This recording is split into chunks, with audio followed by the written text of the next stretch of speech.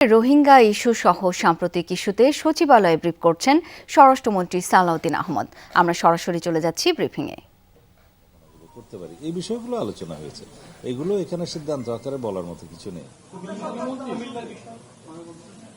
কুমিল্লাতে একটা ঘটনা হয়েছে, আমি গতকালকে শুনেছি, এবং এই বিষয়ে একজনকে আটক করা হয়েছিল, পরে তাকে বন্ড নিয়ে ছেড়ে দেওয়া হয়েছে।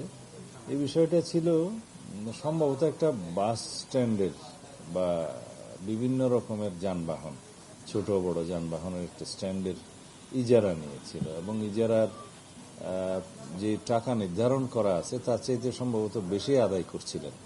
তো এই কমপ্লেনের ভিত্তিতে জনগণ কমপ্লেন জানালে থানায় তাকে ডাকা হয় এবং সেখানে বন্ড নেওয়া হয়।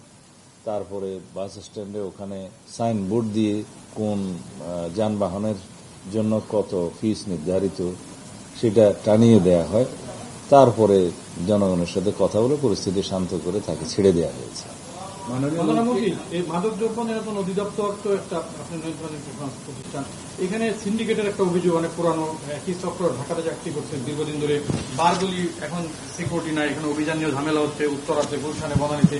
এটা নিয়ে আপনি কোনো নির্দেশনা আছে কিনা যে ঢাকাতে একই গ্রুপ বারবার দীর্ঘদিন ধরে চাকরি করছে? এটা আপনার মতে হয়তো তাই। আমরা এখনো পর্যন্ত রিঅর্গানাইজেশনে আছি, আমরা রিসাফল করব, এবং যেটা মাদক দ্রব্য নিয়ন্ত্রণ অধিদপ্তরের যারা কর্মকর্তা আছেন, যারা অপারেশনে আছেন, শুধুমাত্র ওই নার্কোটিক্স ডিপার্টমেন্ট অপারেশন করে না, অপারেশনটা পুলিশ করে, র্যাব করে, আমাদের অন্যান্য সংস্থা করে, ইন্টেলিজেন্স গ্রুপগুলো সাপোর্ট দেয়। এই হিসাবে আমরা দেশে মাদকের যে ছড়াছড়ি হয়ে গেছে, এবং এটা একদিনে হয়নি, এই অবস্থা থেকে আমরা নিষ্কৃতি পাওয়ার জন্য খুব জোরালো অভিযান পরিচালনা করছি। আপনারা সাংবাদিক হিসেবে আপনাদের নিশ্চয়ই এটা খবর পাওয়ার কথা। প্রত্যেকদিন আমাদের এই বিষয়ে অগ্রগতি আছে।